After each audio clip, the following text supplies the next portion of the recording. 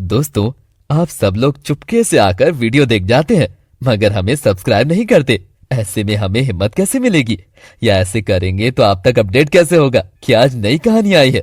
तो प्लीज सिर्फ देख कर ना जाए, सब्सक्राइब भी करें, क्योंकि बढ़ेगा लव सिटी तभी तो कहानियां करेगा love city. Please support us दोस्तों। सुनसान सड़क के किनारे एक कैफे। हल्की बारिश हो रही है। कैफे के कांच पर बारिश की बूंदें गिर रही हैं। आरव ने जैसे ही कैफे में कदम रखा, उसकी नजर सामने बैठी एक लड़की पर पड़ी।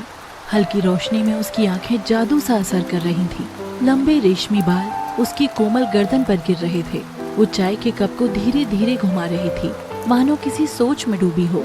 आरव की नजरें उसकी झील सी गहरी आंखों में अटक गई। वो पहली बार किसी को देखकर यूं खो गया था। लड़की की मासूमियत और रहस्यमयी मुस्कान में कुछ ऐसा था जो उसे अपनी ओर खींच रहा था। तभी लड़की की नजर अचानक आरव से मिली। वो एक पल के लिए झिझकी, फिर हल्की सी मुस्कान देकर फिर से अपनी चाय की ओर देखने लगी। आरव के दोस्त कबीर ने उसकी तरफ देखा और मुस्कुराते हुए कहा, लगता है कोई पहली नजर में ही दिल चुरा बैठा। पता नहीं क्यों, लेकिन ये लड़की कुछ अलग है, कुछ खास। अगले ही दिन एक किताब की दुकान में फिर से वही लड़की आरव को दिखी। इस बार वो एक उपन्यास के पन्ने पलट रही थी। आरव की हिम्मत नहीं हुई कि वो उससे कुछ कहे, लेकिन जब लड़की ने किताब नीचे रखी तो गलती से उसकी उंगलियां आरव की उंगलियों से छू गईं। लड़की ने उसे चौंक कर देखा। उसकी गहरी आंखों में एक अजीब सा भाव था, कुछ ऐसा जैसे वो किसी दर्द से भरी हो, लेकिन फिर भी मुस्कुराने की कोशिश कर रही हो। मुझे लगता है ये किताब आपको बहुत पसंद आएगी। शायद, पर कहानियों का अंत हमेशा खूबसूरत नहीं होता। लड़की वहाँ से उठकर चली जाती है। उसके बाद आरव भी वहाँ से चला जाता है। अगली सुबह का समय, हल्की धूप फैली हुई है। एक पुराना बस स्टैंड जहाँ कुछ लोग खड़े हैं। आरव बाइक पर जा रहा होता है कि तभी उसकी नजर उस लड़की पर पड़ती है। बस स्टैंड पर लड़की अकेली खड़ी है, कंधे पर बैग लटकाए, बालों को रबर बैंड से बांध रखा है, चेहरे पर वही पुरानी सी उदासी और आंखों में वही गहराई। आरव बाइक रोकता है और मुस्कुरा कर कहता है, फिर मिल गए हम। ये तो अब इत्तेफाक नहीं लग रहा। लड़की हल्के से मुस्कुराती है, लेकिन कुछ नहीं कहती। बैठ जाओ, मैं छोड़ देता हूँ। वैसे भी बारिश होने वाली है, देखो बादल देखो जरा। थोड़ी झिझक के बाद लड़की पीछे बैठ जाती है। बाइक पर रास्ते में चलते हुए, हमने इतनी बार मुलाकात की, इतनी बातें भी कर ली, लेकिन तुमने अब तक अपना नाम नहीं बताया। मेरा नाम मीरा है। मीरा? नाम जितना सीधा उतना ही उलझा हुआ लग रहा है। मीरा उसकी बात पर बस मुस्कुरा देती है। कुछ देर बाद मीरा का घर आ जाता है। एक पुराना सा 2 मंजिला घर, खिड़कियों में मोटे पर्दे, एक कोना जैसे हर वक्त अंधेरे में डूबा रहता है। मीरा बाइक को रोकने को बोलती है, बस यहीं तक, शुक्रिया। अचानक से मीरा के घर का गेट खुलता है और अंदर से एक महिला बाहर आती है जो मीरा की बुआ थी। तीखी नजरों वाली, चेहरे पर सख्ती, जैसे किसी पर हमेशा शक करती हो। वो आरव को घूर कर देखती है और कहती है, कौन हो तुम और मीरा के साथ यहाँ क्या कर रहे हो? जी, मैं तो बस मीरा को छोड़ने आया था। मीरा को किसी की मदद की जरूरत नहीं और तुमसे जितनी जल्दी हो सके दूर रहो। मीरा सिर झुकाए खड़ी रहती है। आरव कुछ पल तक बुआ को देखता है, फिर मीरा की तरफ एक नजर डालकर बाइक स्टार्ट कर देता है और वहाँ से चल देता है। जैसे ही आरव चला जाता है, बुआ मीरा की तरफ मुड़ती है। मैंने तुझसे कहा था मीरा, अगर कोई भी तुझसे जुड़ा तो वो जिंदा नहीं बचेगा। संध्या का समय, सड़क पर हल्की चहल पहल। स्कूल और कॉलेज छूटने का वक्त है। कुछ लड़कियां पैदल जा रही हैं, कुछ बाइक और स्कूटी पर। मीरा अपने ही ख्यालों में डूबी चली जा रही है। तभी सामने से आरव बाइक पर आता है और जैसे ही मीरा को देखता है, मुस्कुरा देता है, लेकिन मीरा नजरें चुराते हुए आगे बढ़ जाती है। आरव हैरान होकर बाइक मीरा के पास रोकता है। क्या हुआ मैडम, आज तो बड़ी अनदेखी कर दी आपने। बात नहीं करना चाहती क्या? नहीं, ऐसी कोई बात नहीं, बस मुझे लगा कि कल जो हुआ उस सब के बाद शायद तुम मुझसे बात नहीं करोगे। अरे मैडम, जब प्यार किया तो डरना क्या?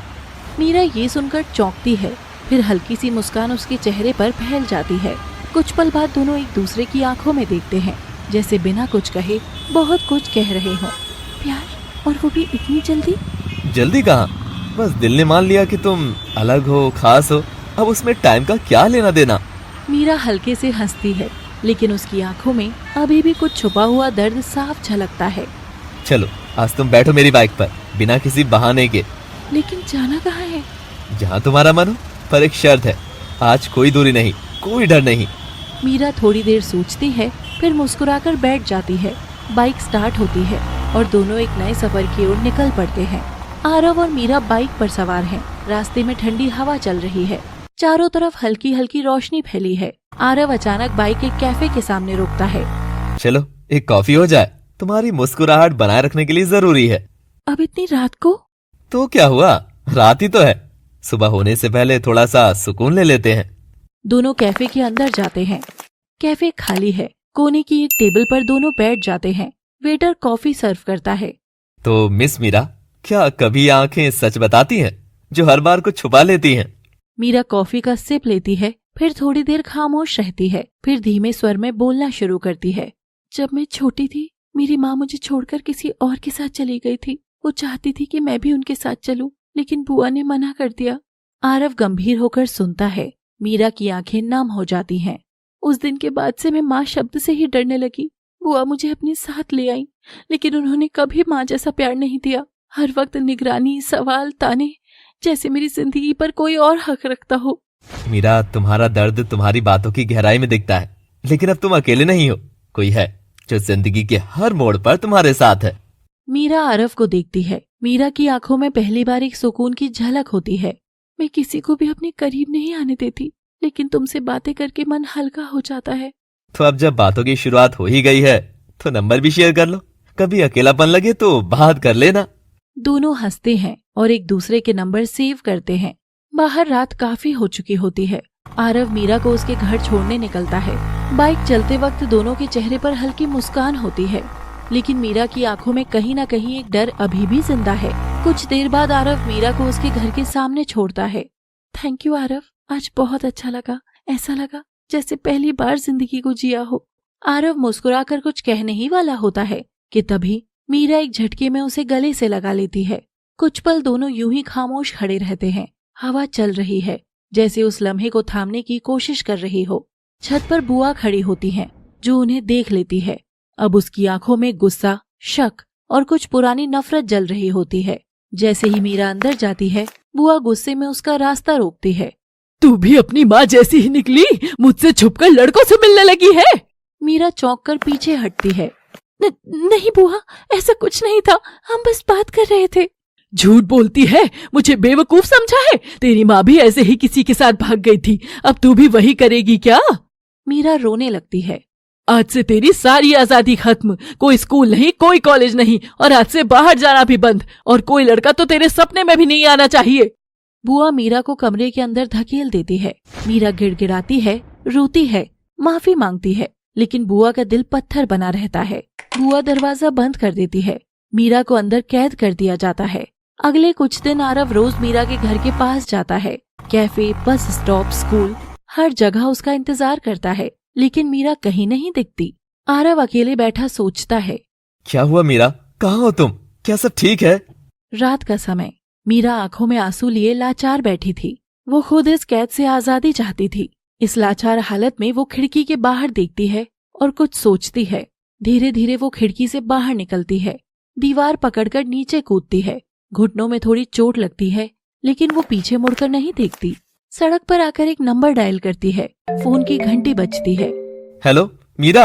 आरव, मैं घर से निकल आई हूँ, मुझे तुमसे मिलना है। मुझे तुम्हें सब बताना है। बुआ ने मुझे कैद कर दिया था, पर अब मैं और नहीं सह सकती। मीरा तुम वहीं रुको, मैं अभी आता हूँ, और इस बार तुम्हें अकेला नहीं छोड़ूंगा। आरव मीरा को बाइक पर अपने साथ लेकर चल देता है। रात का समय। एक सुनसान गली के कोने पर बाइक रुकती है। मीरा की आंखें अब भी नम हैं और चेहरा डरा हुआ।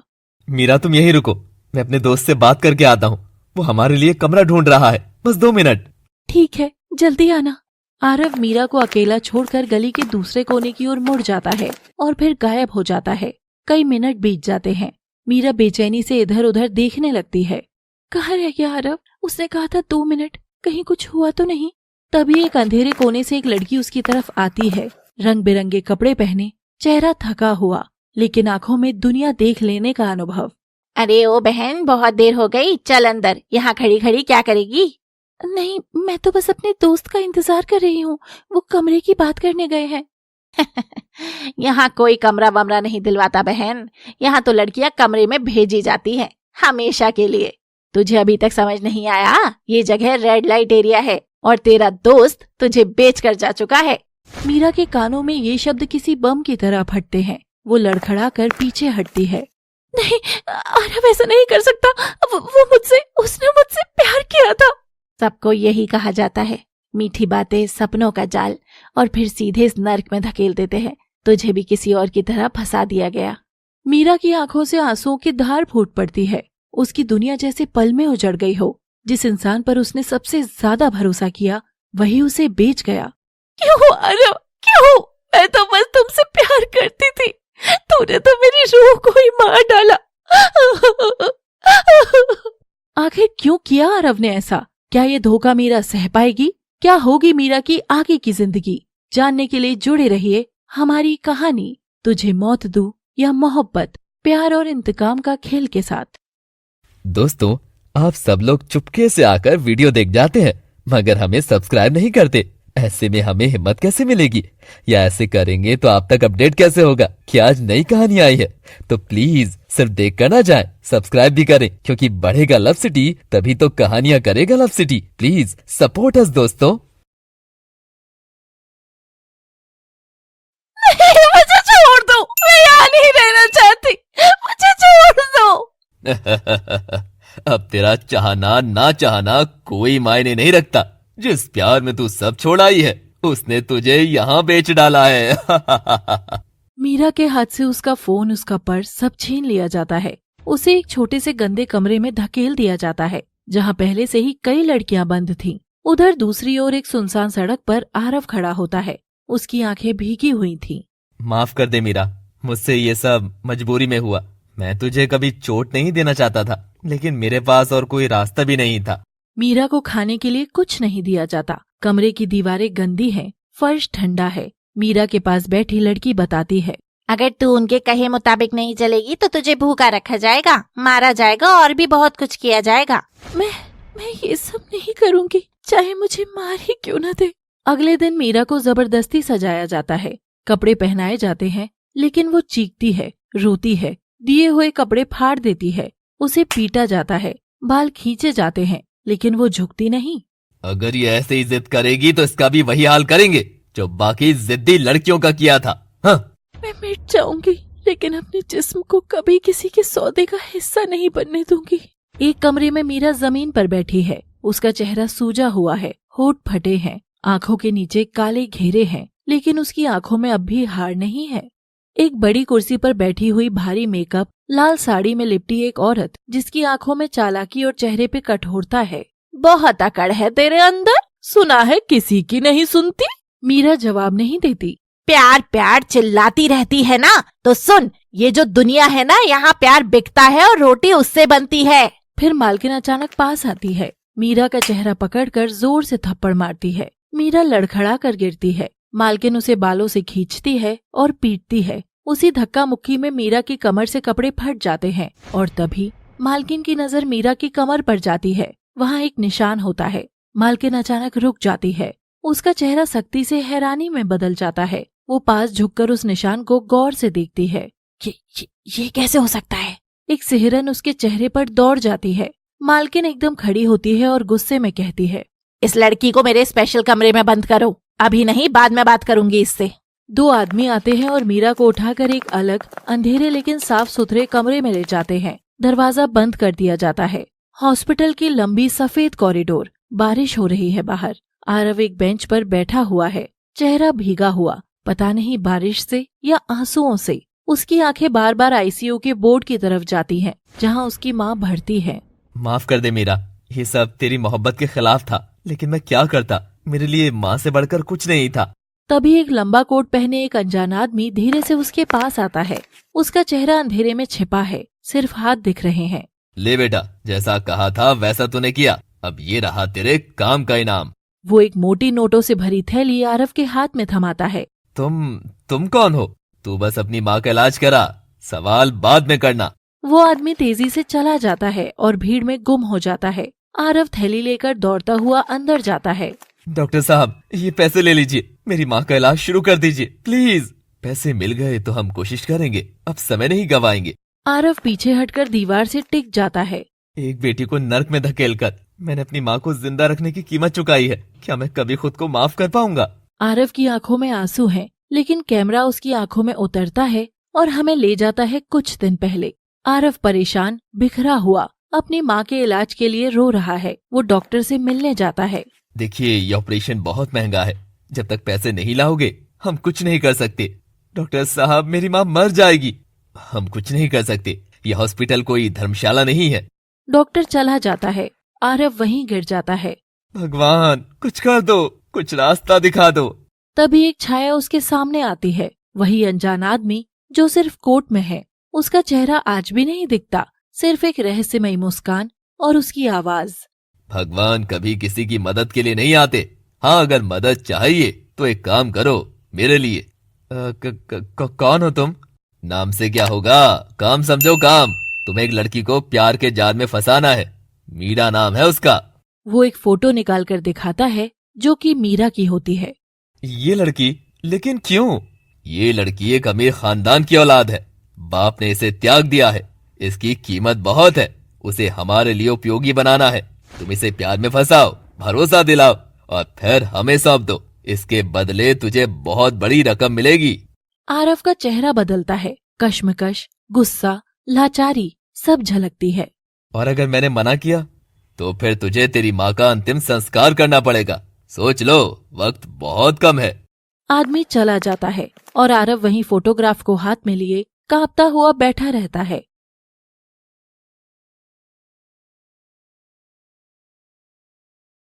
आरव हॉस्पिटल में दीवार से टिका होता है। उसके चेहरे पर पछतावे की स्याही है, लेकिन अब कुछ भी उसके बस में नहीं। मैंने जो किया वो माफी के लायक नहीं है, लेकिन मीरा, तू जानती नहीं मैंने तुझे क्यों धोखा दिया। बड़े शीशे की दीवारों से शहर की रोशनी झांक रही है। कमरे में एक बड़ा शानदार चेयर है, जिसमें एक ताकतवर आदमी बैठा है। चेहरे पर मुस्कान नहीं, सिर्फ साजिश। उसकी उंगलियों के बीच एक सिगार सुलग रहा है। सामने एक आदमी खड़ा है, वही अनजान आदमी जो आरव को पैसे दे चुका था। साहब, जैसा आपने कहा था वैसा हो गया। आपके दुश्मन की बेटी अब हमारे कब्जे में है, उसे कोठे पर पहुंचा दिया गया है। बहुत अच्छा काम किया तूने, अब आएगा असली मजा। वो फोन उठाता है और एक नंबर डायल करता है। दूसरी तरफ रिंग जाती है। फोन उठता है और दूसरी तरफ एक बुजुर्ग की आवाज आती है, घबराई हुई। याद है तूने क्या कहा था मुझसे जब तेरी बेटी का हाथ मांगा था मैंने, कि तेरी बेटी मुझसे शादी नहीं करेगी क्योंकि मेरी औकात नहीं है। तूने क्या किया मेरी बेटी का? अभी तो कुछ नहीं किया, लेकिन जल्द ही करने वाला हूँ। तुझे अब तेरी औकात दिखाऊंगा, क्योंकि तेरी बेटी अब कोठे पर है और अब ना जाने कौन कौन उसका पति बनेगा। ये अब तू तय नहीं करेगा, ये हम तय करेंगे। वो फोन जोर से काट देता है। उसका चेहरा गुस्से और संतोष से चमक रहा है। एक बाप के घमंड को तोड़ा है, अब उसकी बेटी की इज्जत रौंद कर उसका खून भी सुखा दूंगा। पीछे से एक और आदमी धीरे से आता है और कहता है, साहब, वो लड़की कोठे पर है, लेकिन अब तक किसी के सामने झुकी नहीं है, बहुत हिम्मत वाली लगती है। तोड़ दो उसकी हिम्मत, और अगर ना टूटे तो मैं खुद आऊंगा उसे तोड़ने। मीरा का बाप सोच में डूबकर बैठ जाता है। 15 साल पहले एक आलीशान बंगला, छोटी सी मीरा खिलौनों से खेल रही है। उसके पास उसका पिता सिंघानिया आता है, एक सशक्त, गंभीर लेकिन प्यार भरी नजरों वाला आदमी। मेरी गुड़िया, मैं चाहता हूँ कि तुझे अपने साथ रखूं, हर पल तेरी हिफाजत करूं, लेकिन गहरी सांस लेता है। तो फिर मुझे क्यों भेज रहे हो पापा? क्योंकि मेरे दुश्मन बहुत बढ़ चुके हैं और तू मेरी सबसे बड़ी कमजोरी है। अगर उन्होंने तुझे पा लिया तो मैं टूट जाऊंगा, इसीलिए मैं तुझे तेरी बुआ के पास भेज रहा हूँ। वो तुझे अपनी बेटी की तरह रखेगी, तुझसे प्यार करेगी। मीरा उसका हाथ कसकर पकड़ लेती है और रोती है। पापा, आप वादा करो, आप मुझे लेने वापस आओगे ना? वादा करता हूँ बेटा, तुझे दुनिया की नजरों से दूर कर रहा हूँ, लेकिन अपने दिल से नहीं। सिंघानिया की आंखों में आंसू आ जाते हैं और मीरा एक कार में बैठकर चली जाती है। कोठे की औरतें मालकिन के कमरे में आती हैं। एक औरत कहती है, मालकिन, बाहर नए ग्राहक आए हैं, पूछ रहे हैं नई लड़की के बारे में, क्या बेच दें उसके जिस्म को? मालकिन गुस्से में खड़ी होती है। उसकी आंखों में एक दर्द है जो अब तक किसी को नहीं दिखा। नहीं, कोई उसकी तरफ आंख उठाकर भी नहीं देखेगा। सभी हैरान होकर एक दूसरे को देखते हैं। लेकिन क्यों मालकिन? इस कोठे में तो सब बिकते हैं, फिर ये क्यों नहीं? मालकिन की आवाज भर्रा जाती है, लेकिन वो खुद को संभालती है। क्योंकि मेरी बेटी है वो। पूरा कमरा सन्नाटे में डूब जाता है। हर चेहरा स्तब्ध हो जाता है। आखिर कोठे वाली ने क्यों कहा मीरा को अपनी बेटी? कैसे छुड़ा पाएगा सिंघानिया अपनी बेटी को? क्या होगा अंत इस प्रेम कहानी का? जानने के लिए जुड़े रहिए हमारी कहानी तुझे मौत दूं या मोहब्बत के साथ हमारे चैनल लव सिटी पर। और हाँ, लाइक और सब्सक्राइब करना ना भूलें, तभी तो देख पाएंगे अच्छी अच्छी कहानियाँ सबसे पहले। Thanks for watching. दोस्तों, आप सब लोग चुपके से आकर वीडियो देख जाते हैं, मगर हमें सब्सक्राइब नहीं करते। ऐसे में हमें हिम्मत कैसे मिलेगी? या ऐसे करेंगे तो आप तक अपडेट कैसे होगा कि आज नई कहानी आई है? तो प्लीज सिर्फ देख कर ना जाएं, सब्सक्राइब भी करें, क्योंकि बढ़ेगा लव सिटी तभी तो कहानियां करेगा love city. Please support us दोस्तों। कमरे की खिड़की से चांद की हल्की रोशनी भीतर आ रही है। मीरा जमीन पर घुटनों के बल बैठी है, बाल बिखरे हुए, आंखें सूजी हुई और चेहरा आंसुओं से भरा हुआ है। मीरा के दिमाग में आरव की आवाजें गूंज रही हैं। जब प्यार किया तो डरना क्या? मीरा, मैं तुझे कभी अकेला नहीं छोड़ूंगा। तेरी मुस्कान मेरी दुनिया है।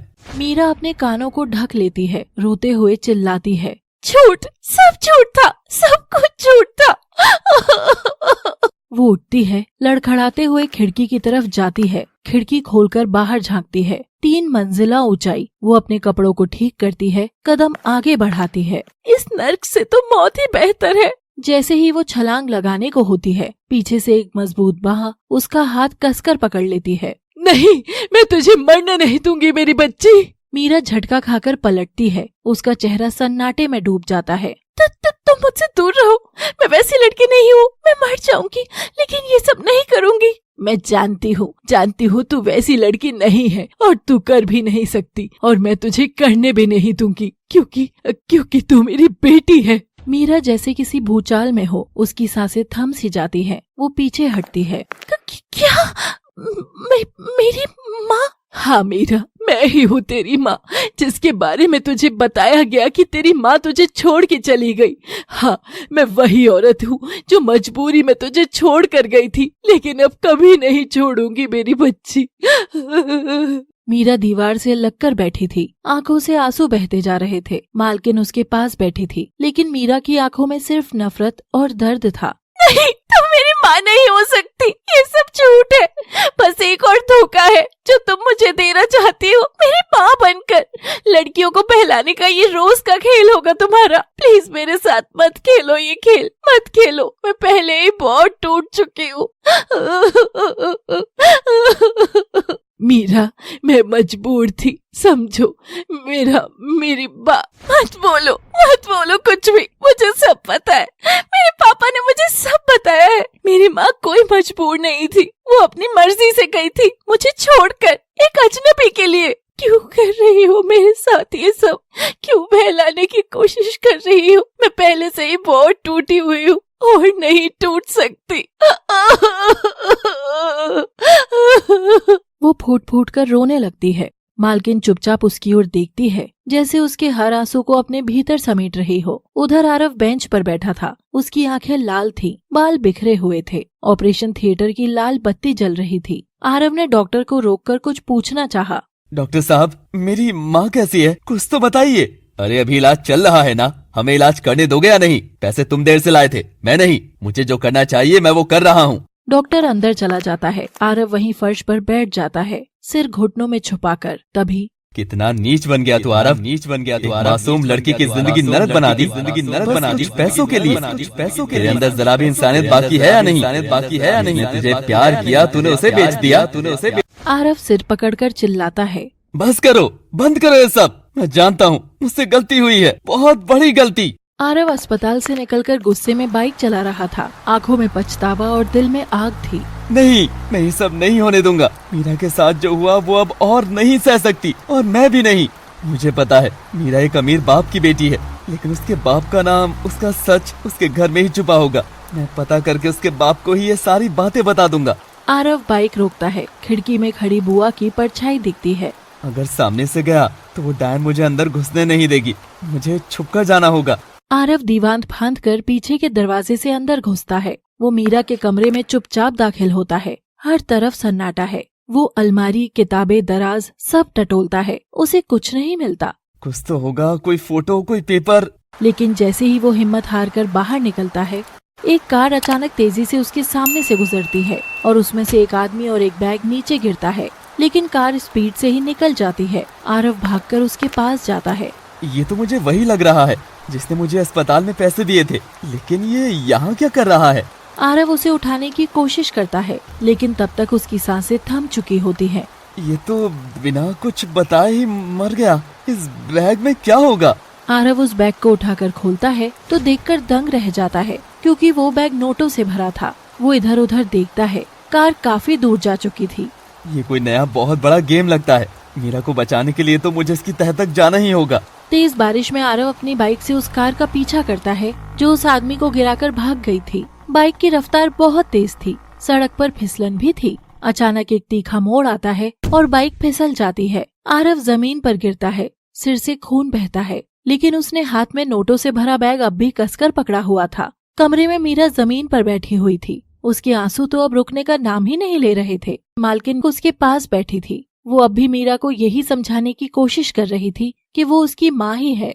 मीरा, आखिर मान क्यों नहीं लेती कि मैं ही तेरी माँ हूँ?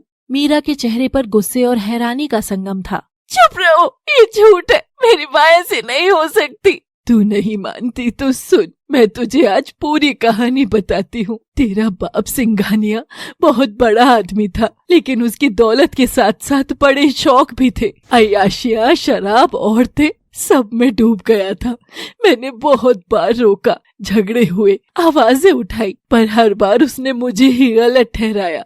एक रात बहुत गुस्से में गहरी सांस लेकर मालकिन बीते वक्त में खो जाती है। मैं तंग आ चुकी हूँ तुम्हारे रोज रोज के इस नाटक से। मन तो करता है कि छोड़कर चली जाऊँ ये सब कुछ, बस इस बच्ची ने रोक रखा है। न जाने क्या होगा मेरी बच्ची का मेरे जाने के बाद। तुझे जाना है तो जाती क्यों नहीं है? क्यों बैठी हुई है यहाँ? शराब के नशे में कुछ भी करते हो, जो मन होता है बोलते हो। तू रोकेगी मुझे शराब पीने से? तेरे पैसों की नहीं पीता। मालकिन की आंखें भर जाती हैं। और हाथ में पकड़ा शराब का वो गिलास उसने मुझ पर फेंक के मारा। मैं तो बच गई, लेकिन उसने इतनी पी हुई थी कि उसका निशाना तेरी कमर बन गई। तू जोर से चीखी थी, वो चीख आज तक मेरे कानों में गूंजती है। उस निशान को तू आज भी ढो रही है मीरा, और मैं उस गलती को कि क्यों की थी मैंने शादी उससे। मीरा एक पल को स्तब्ध हो जाती है। उसकी सांस अटक जाती है। वो अपनी कमर की तरफ हाथ ले जाती है और फिर देखती है कि मालकिन की आंखें नम थीं। अगर तुम मेरी माँ थी तो मुझे क्यों छोड़ दिया? तुझे खून से लथपथ देख मैं तुझे लेकर डॉक्टर के यहाँ दौड़ी, तेरा इलाज कराया। जख्म तो भर गया, लेकिन वो निशान तेरी कमर पर बन गया। फिर कुछ दिनों बाद दोबारा हम दोनों के बीच कहासुनी हुई, और इस बार तो सिंघानिया ने सारी हदें पार कर दी थी। उसने अपने आदमियों से कहा और उन्होंने मुझे वहां से उठाया और कोठे पर लाकर पटक दिया। तुझे मुझसे छीन लिया गया। उस दिन के बाद से इस दलदल से मैं बाहर ना आ सकी, लेकिन मैं तुझे इसमें नहीं फंसने दूंगी मेरी बच्ची। मीरा को जैसे तिनके का सहारा मिल गया हो। वो अपनी माँ से लिपटकर खूब रोई और उसने बताया कि पापा और बुआ ने तो उसे कुछ और ही बताया हुआ था। मीरा अब खुद से ही सोच रही थी कि क्या उसका बाप उसे प्यार भी करता है या नहीं। तभी बाहर से एक आदमी कमरे में आता है और बोलता है, मालकिन, बाहर कोई है। कह रहा है वो इस लड़की का जानने वाला है, इसे यहाँ से लेने आया है। मीरा और मालकिन दोनों चौंक जाती हैं। मीरा की आंखों में डर झलकता है, लेकिन मालकिन के चेहरे पर अब सख्ती लौट आई है। मैं भी तो देखो जरा कौन है जो इसे लेने आया है। कहीं इसके बाप का कोई आदमी तो नहीं? आखिर कौन आया है मीरा को लेने? कैसे बचा पाएगी मालकिन अपनी बेटी को? कौन था उस कार में? जानने के लिए जुड़े रहिए हमारी कहानी तुझे मौत दूं या मोहब्बत के साथ, सिर्फ हमारे चैनल लव सिटी पर। और हाँ, लाइक, शेयर और सब्सक्राइब करना ना भूलें। दोस्तों, आप सब लोग चुपके से आकर वीडियो देख जाते हैं, मगर हमें सब्सक्राइब नहीं करते। ऐसे में हमें हिम्मत कैसे मिलेगी?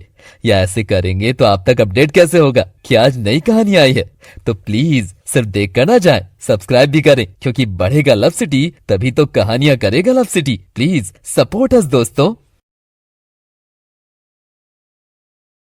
कौन है? कौन आया है? मालकिन धीरे से उठती है, दरवाजे की तरफ बढ़ती है। बाहर खड़ा आदमी फिर कहता है, मालकिन वो लड़का आया है, वही जो इसे यहाँ लाया था। नाम आरव है। मीरा का चेहरा सुनकर जैसे सफेद पड़ जाता है। उसका दिल जोर जोर से धड़कने लगता है। उसे भगा दो, मुझे उससे कोई बात नहीं करनी। उसने मुझे धोखा दिया, मेरी जिंदगी बर्बाद कर दी। मालकिन मीरा की तरफ पलटती है और एक गहरी नजर से उसे देखती है। जो तुझे इतना बड़ा धोखा देकर गया, तू उससे नफरत भले ही कर, और ये जरूरी भी है, लेकिन सच को जान लेना भी जरूरी है मीरा। अब और कौन सा सच बाकी रह गया है माँ? मालकिन कुछ नहीं कहती, बस धीरे से कहती है, एक बार उसकी बात सुनकर तो देख मीरा, जब वो चला गया था तो यहाँ वापस आया क्यों है? मीरा चुप हो जाती है। अंदर एक तूफान चल रहा है। आरव बाहर खड़ा हुआ था। उसके कपड़े भीग चुके थे, चेहरे पर चोट के निशान थे, हाथ में नोटों से भरा बैग था। उसकी आंखों से पछतावे के आंसू बह रहे थे। मालकिन बाहर आती है। आरव उसकी तरफ देखता है। क्यों आया है अब, और क्या काम है तुझे? आरव नोटों से भरा बैग आगे करते हुए बोला, लो, ये नोटों से भरा बैग तुम रख लो और इसके बदले मुझे मेरी मीरा लौटा दो। ये क्या मजाक लगा रखा है तूने? तुझे पता है ना, जो इस कोठे पर बिक गया सो बिक गया। अब वो लड़की तुझे कभी नहीं मिलेगी। मालकिन आरव को परखने के लिए उसके साथ ऐसा बर्ताव कर रही थी। नहीं, उसे मेरे साथ भेज दो। एक बार मेरी बात तो करा सकती हो तुम। उसके लिए तो इतने पैसे काफी है ना। मालकिन कुछ पल उसे देखती है, फिर दरवाजे की तरफ इशारा करती है। जा, लेकिन याद रख, अगर उसकी आंखों में एक और आंसू आया तो इस बार तेरी धड़कन बंद कर दूंगी। आरव सिर झुकाता है और अंदर जाता है। मीरा एक कोने में बैठी है, पीठ उसकी तरफ है। मीरा धीरे से उठती है, आरव की तरफ मुड़ती है। उसकी आंखें लाल थीं। मीरा, मुझे बस एक मौका दो, मैं तुमसे कुछ कहना चाहता हूँ। क्या बचा है कहने को आरव? तूने मुझे उस जगह फेंक दिया जहाँ औरतें खिलौना बनती है। क्या थी मैं तेरे लिए, एक सौदा? नहीं मीरा, मैं तुझसे सच्चा प्यार करने लगा था, पर मजबूरी ने मुझसे वो सब करवाया जो मैंने कभी सोचा भी नहीं था। मेरी माँ की जान अटकी थी। डॉक्टर ने कहा था कि बिना पैसों के इलाज नहीं होगा। मैं टूट चुका था। उसी वक्त वो आदमी मिला जिसने मुझे ये राह दिखाई। मजबूरी के नाम पर तूने मुझे बेच दिया। तूने मुझे वो नर्क दिखाया जिसे मैं जिंदगी भर नहीं भूल सकती, और अब तू कह रहा है कि तुझे मुझसे प्यार था। अगर मेरा प्यार झूठा होता तो मैं आज तुझे लेने क्यों आता। चल मेरे साथ चल, एक जगह है जहाँ मैं तुझे सब कुछ दिखाना चाहता हूँ, फिर फैसला तेरा होगा। मीरा कुछ पल सोचती है, फिर चुपचाप उसके पीछे चल पड़ती है। आरव मीरा को लेकर उस अस्पताल में जाता है जहाँ उसकी माँ भर्ती थी। जैसे ही आरव की माँ उसे देखती है, उसकी आंखें भर आती हैं। बेटा, तू आ गया। तूने कहा था बहुत पैसे लगेंगे, कहाँ से लाया तू इतने पैसे? मैं तो सोच रही थी कि मैं अब कभी ठीक नहीं हो पाऊंगी। आरव माँ का हाथ थामता है। उसकी आंखों से आंसू गिर रहे हैं। माँ, मैंने जो किया वो अच्छा नहीं था, लेकिन तेरी जान बचाने के लिए मैंने मेरे मीरा को धोखा दिया। आरव सारी बात अपनी माँ को बताता है। मैं जानता हूँ मैं गुनहगार हूँ, लेकिन मेरा इरादा कभी बुरा नहीं था। जब मुझे पता चला कि मेरा सिर्फ एक मजबूरी नहीं, मेरी मोहब्बत है, तब बहुत देर हो चुकी थी। सिमरन बिस्तर पर लेटी थी और मीरा सामने खामोशी से खड़ी थी। आरव दोनों के बीच बैठा था, सिर झुकाए, शर्म से लिपटा हुआ। सिमरन ने मीरा की तरफ देखा। उसकी आंखों में एक माँ की ममता थी जो सब समझती है, सब जानती है। बेटिया, मैं माँ हूँ। एक माँ से उसके बच्चे के दिल की बात कभी नहीं छुपती। मुझे आरव की आंखों में जो दिखा वो कोई और नहीं देख सकता। वो तुझसे सच्चा प्यार करता है। मीरा चौंकती है। उसकी नजर आरव पर जाती है जो अभी सिर झुकाए बैठा है। सिमरन आरव की ओर देखती हुई बोली, लेकिन बेटा, तूने जो किया वो सही नहीं था। अपनी माँ को बचाने के लिए किसी लड़की की इज्जत को दांव पर नहीं लगाना चाहिए था। आरव की आंखों से आंसू बहने लगते हैं। माँ, मुझे नहीं पता था कि मैं इतना गिर जाऊंगा। मैंने जब मीरा को कोठे पर छोड़ा, मेरी आत्मा मुझे उसी पल से गालियां देने लगी। हर पल मेरी सांसों पर बोझ बन गई। मैं खुद को कभी माफ नहीं कर पाया माँ, कभी नहीं। वो मीरा की तरफ देखता है। इसीलिए मैं उसे वापस लेने गया, क्योंकि मैं जान गया हूँ कि मीरा सिर्फ मेरी मजबूरी नहीं, मेरी मोहब्बत है, मेरी जिंदगी है। कमरे में खामोशी फैल जाती है। मीरा की आंखों में आंसू आ जाते हैं। वो चुपचाप सिमरन के पास जाकर बैठ जाती है। सिमरन उसका हाथ थाम लेती है। अब फैसला तेरे हाथ में है मीरा। अगर तू चाहे तो आरव की सजा उसकी तन्हाई बना सकती है, और चाहे तो उसे माफ कर सकती है। मीरा कुछ नहीं कहती, बस एक लंबी सांस लेती है और खिड़की की ओर देखने लगती है। मीरा की आंखों से आंसुओं की धार थमी नहीं थी, उसकी सांसें बिखरी थी। दिल उलझा हुआ था और तभी कमरे का दरवाजा धीरे से खुलता है। कोठे की मालकिन अंदर आती है। उसकी बातों में अब वो कठोरता नहीं थी बल्कि एक माँ की नरमी थी। मीरा, मैं बहुत सालों से उस कोठे की दीवारों के बीच जिंदा हूँ। यहाँ हर दिन कोई किसी को बेचता है। यहाँ सिर्फ जिस्मों की बोली लगती है, रूहों की नहीं। मीरा सिर उठाकर उसकी तरफ देखती है। मालकिन आरव की ओर इशारा करते हुए बोली, लेकिन ये लड़का, ये पहला है जिसे मैंने कोठे से किसी लड़की को वापस ले जाते हुए देखा है। तुझे उस पर यकीन ना हो लेकिन मुझे है। ये तुझे सिर्फ पाने नहीं आया था, तुझे बचाने आया था। मीरा की आंखें बाहर आती हैं। वो आरव की ओर देखती है जो कि अब भी उसकी नजरों से बचता फिर रहा था। मैं बहुत टूटी हूँ आरव, बहुत। आरव उसकी ओर बढ़ता है। कुछ कहने ही वाला होता है कि मीरा एक झटके में उसके सीने से लगकर फूट फूट कर रोने लगती है। तू ही तो मेरा प्यार था और तू ही मुझे तोड़ गया था, पर फिर भी मैं तुझसे नफरत नहीं कर पाई। आरव की आंखें भी भीग जाती हैं। वो मीरा को और कसकर अपने सीने से लगा लेता है। शायद कुछ रिश्ते खुदा लिखता है, इंसान सिर्फ उसे निभाता है। कोठे की मालकिन मीरा और आरव के पास खड़ी थी। उसकी आंखों में ममता थी, दर्द भी और एक अधूरी माँ की उम्मीद भी। मीरा बेटी, आरव ने जो किया है उसे भुला पाना आसान नहीं है, लेकिन एक माँ होने के नाते मैं चाहती हूँ कि तुम दोनों मिलकर एक नया जीवन शुरू करो। तू बहुत कुछ सह चुकी है, अब तुझे सिर्फ प्यार मिलना चाहिए। आरव की माँ भी पास आती है। मैं ये देखकर खुश हूँ कि तुम दोनों एक दूसरे को पसंद करते हो, लेकिन बेटा, कोई भी रिश्ता तब तक मुकम्मल नहीं होता जब तक उसमें घर वालों की मर्जी ना हो। मैं चाहती हूँ जो भी फैसला हो वो दोनों घर की रजामंदी से हो। तभी आरव बीच में उसकी बात काट देता है। उसकी आंखों में गुस्सा और दर्द साफ झलकता है। नहीं माँ, उससे पहले मैं ये जरूर पता लगा कर रहूंगा कि मीरा को खून के आंसू रुलाने वाला कौन है। वो इंसान जिसने इसे कोठे तक पहुँचाया, जिसने इसे तोड़ने की कोशिश की, मैं उसे छोड़ूंगा नहीं। ठीक है बेटा, लेकिन पहले तुम मीरा को उसके घर छोड़ाओ। उसके घर वाले बहुत परेशान होंगे। आरव मीरा की ओर देखता है। वो हल्का सा सिर हिलाती है। फिर आरव उसे साथ लेकर घर की ओर निकलता है। बारिश के पानी से भीगी सड़क पर आरव की बाइक घर के पास आकर रुकती है। सामने वही काली कार खड़ी है जो आरव ने पिछली बार देखी थी, जिससे वो आदमी गिरा था। ये वही कार है, कुछ तो गड़बड़ है मीरा। वो दोनों दबे पांव घर की ओर बढ़ते हैं। घर के अंदर से एक झगड़े की आवाज आ रही होती है। आरव और मीरा पास की खिड़की से अंदर झांकते हैं। मीरा की बुआ गुस्से से चिल्ला रही होती है। अब मुझसे मत कहो, इसकी जिम्मेदारी मेरी है। मैंने तो सिर्फ तुम्हारे कहने पर उसे घर से निकलने को मजबूर किया। मैं नहीं जानती कि वो कहाँ गई और अब मुझे सिर्फ मेरे पैसे चाहिए, बस। ये सुनते ही मीरा कांपने लगती है। उसके होंठ सूख जाते हैं और आंखें भर आती हैं। बुआ, क्या बोल रही है? ये सब सच है? आखिर किन पैसों की बात कर रही थी मीरा की बुआ? क्या नया सच पता लगेगा मीरा को? क्या आरव पता लगा पाएगा सच्चाई का? क्या ले पाएगा अपनी मीरा का बदला? जानने के लिए जुड़े रहिए हमारी कहानी तुझे मौत दूं या मोहब्बत के साथ, हमारे चैनल लव सिटी पर। और हाँ, लाइक, शेयर और सब्सक्राइब करना ना भूलें। थैंक। रात का समय, हल्की बारिश की आवाजें वातावरण को रहस्यमयी बना रही थी। मीरा और आरव दबे पांव घर के अंदर आते हैं। मीरा की बुआ अब भी किसी से तेज आवाज में बहस कर रही थी। देखो, मैंने तुम्हारे कहने पर उसे घर से निकाल तो दिया, लेकिन अब मुझसे ये मत पूछो कि वो कहाँ गई। मुझे बस मेरे पैसे चाहिए, बस। ये सुनकर मीरा की आंखें भर आती हैं। वो कांपते हुए कदमों से आगे बढ़ती है, लेकिन आरव उसे रोक लेता है। मीरा, अभी नहीं, अभी वक्त है चाल चलने का। तुझे सच चाहिए ना, तो हमें एक खेल पूरा देखना होगा। मीरा पहले कुछ कहने को होती है, लेकिन आरव की आंखों में दृढ़ विश्वास देखकर वो चुपचाप सिर हिला देती है। दोनों वहाँ से चुपचाप निकल जाते हैं और घर के कोने में छुपकर खड़े हो जाते हैं। कुछ ही मिनटों में एक आदमी घर से निकलता है। उसके हाथ में एक फोल्डर होता है और वो उस काली कार की तरफ बढ़ता है जो पहले भी आरव ने देखी थी। यही है वो, अब इसका पीछा करना होगा। आरव बाइक निकालता है और बाइक से उसका पीछा करने लग जाता है। सिंघानिया एक पुराने नंबर पर फोन कर रहा होता है। उसकी आवाज में चिंता और टूटापन है। देखो, तुमको जितने पैसे चाहिए होंगे मैं दूंगा, बस मेरी मीरा को मुझे लौटा दो। फोन के दूसरी ओर पहले तो जोर की हंसी सुनाई देती है, फिर वो शख्स बोलता है।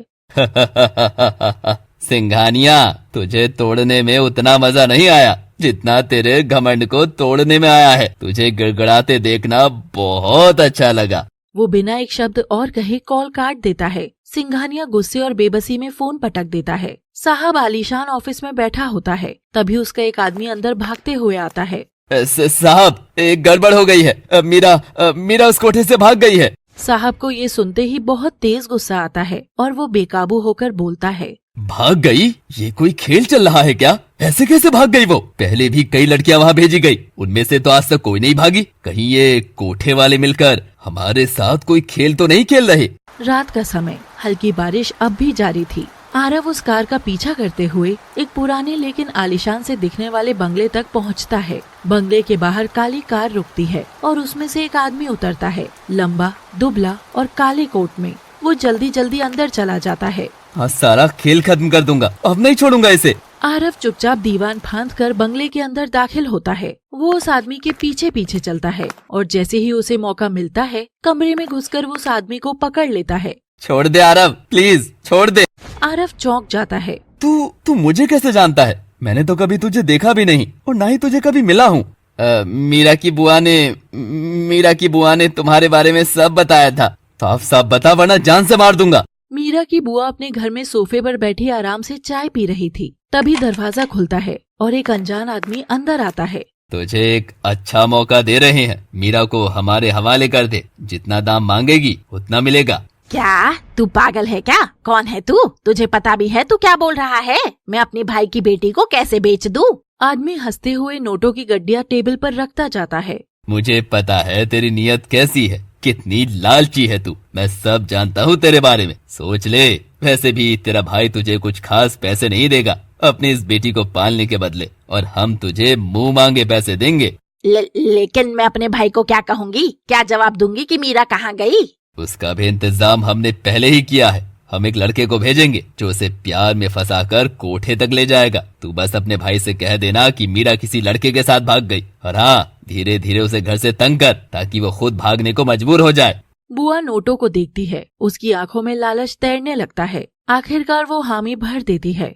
एक लड़की की जिंदगी को तुम लोगों ने शतरंज का मोहरा बना दिया। तुम्हारे बदले के चक्कर ने उसकी इज्जत, उसका सपना, सब कुछ छीन लिया। मेरा बदला? हम तो सिर्फ छोटे मोहरे हैं। असली खिलाड़ी तो कोई और है जो पर्दे के पीछे से सब चल रहा है। आरव चौंकता है। कौन है वो? आदमी चुप है, डर के मारे कांप रहा है। तो फिर बता, तू अभी उसकी बुआ के पास क्यों गया था? मीरा को तो बेच दिया, अब और क्या बाकी रह गया था? मेरे पास साहब का फोन आया था। उसने कहा कि मीरा कोठे से भाग गई है। मैं उसी का पता करने बुआ के पास गया था। मुझे शक था कि उसी ने मीरा को भगाया है। और बता, उसने ही तुम्हारा फोटो दिखाया, कहा कि ये है वो लड़का जिसके साथ मीरा भागी है। अब वो कहाँ है ये मुझे नहीं पता, मुझे बस मेरे पैसे चाहिए। कौन है तेरा साहब? नाम बता उसका। मैं नहीं जानता, कभी देखा नहीं उसे। वो सिर्फ फोन करता है, काम बताता है, पैसे भेजता है, बस। अचानक ही वो आदमी आरव को धक्का देता है और खिड़की की ओर भागता है। अबे रुक जा! लेकिन तब तक बहुत देर हो चुकी थी। वो आदमी खिड़की से छलांग लगा देता है। नीचे गिरने की तेज आवाज आती है। आरव दौड़कर खिड़की पर आता है। नीचे उसका शव पड़ा होता है। आरव वापस मीरा के पास आता है। मीरा घबराई हुई है। आरव, कुछ पता चला उस आदमी का? कौन था और यहाँ बुआ के पास क्यों आया था? क्या हुआ? मीरा, जो मुझे पता चला उस पर यकीन कर पाना बहुत ही कठिन है, क्योंकि मैंने भी आज ऐसा कुछ पहली बार ही सुना है कि कोई अपना ये सब कर सकता है। तुम्हारी बुआ, उसने ही सब किया था। पैसे के लिए तुम्हें बेच दिया गया था। मीरा सन्न रह जाती है। नहीं नहीं, ये सच नहीं हो सकता। मेरी अपनी बुआ ने।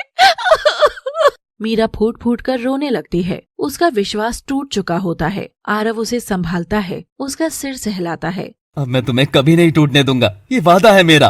तब तक मीरा की माँ मालकिन भी वहाँ आ जाती है। उसकी आंखें गंभीर हैं। आरव, ये खेल जिस इंसान की वजह से शुरू हुआ, अब उसकी वजह से ही खत्म होगा, और वो कोई और नहीं, सिंघानिया ही है। आरव और मीरा एक दूसरे को देखते हैं। इनके चेहरों पर अब डर नहीं, बदले और न्याय का इरादा है। सिंघानिया के आलीशान बंगले के एक विशाल कमरे में दीवार पर झूमर की रोशनी चमक रही है और सामने बड़ा सा शीशा है। सिंघानिया शीशे के सामने खड़ा था। उसकी आंखें लाल थी, हाथ कांप रहे थे और चेहरे पर पछतावे की परछाई थी। वो खुद से बातें कर रहा था। ये मैंने क्या कर दिया? मैं ना एक अच्छा पति बन पाया, ना एक अच्छा पिता। सोचा था मीरा को एक अच्छी जिंदगी दूंगा, सब कुछ दूंगा, लेकिन मैंने तो उसे नर्क में धकेल दिया। ये मैंने क्या कर दिया? क्या कर दिया ये मैंने?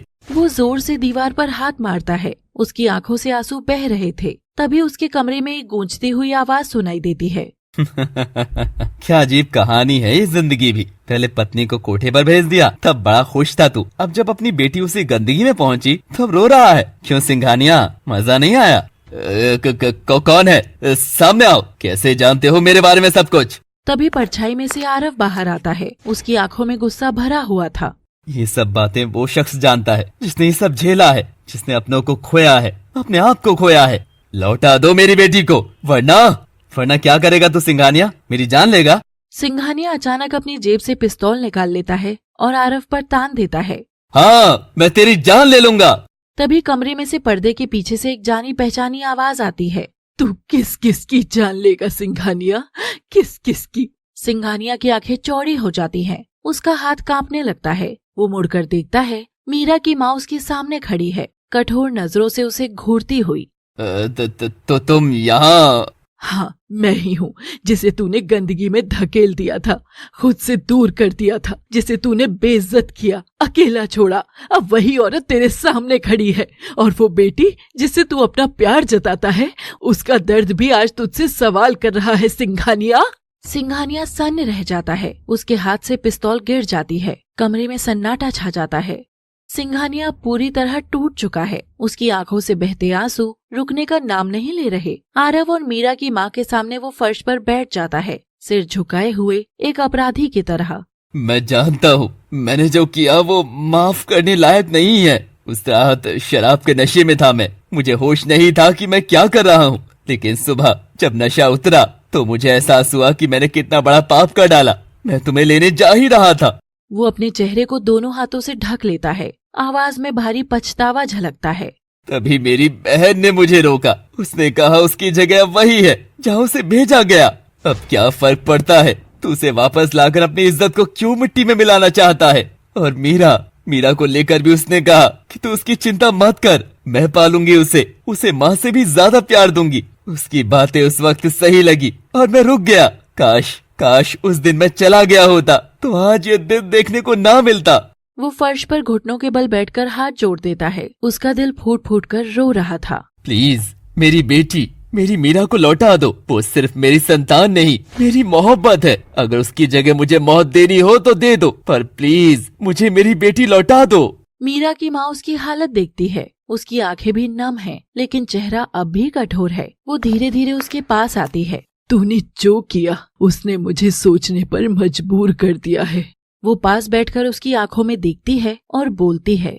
सिंघानिया, तेरी इन हरकतों ने मुझे सोचने पर मजबूर कर दिया कि तुझे मौत दूं या मोहब्बत। कमरे में सन्नाटा छा जाता है। सिंघानिया सिर झुकाए बैठा है और मीरा की माँ के शब्द हवा में गूंजते हैं। तुझे मौत दूं या मोहब्बत। कैसे बदला लेगा आरव मीरा को दिए गए दर्द का? क्या वो असली गुनहगार तक पहुंच पाएंगे? जानने के लिए जुड़े रहिए हमारी कहानी तुझे मौत दूं या मोहब्बत के साथ हमारे चैनल लव सिटी पर। Thanks for watching.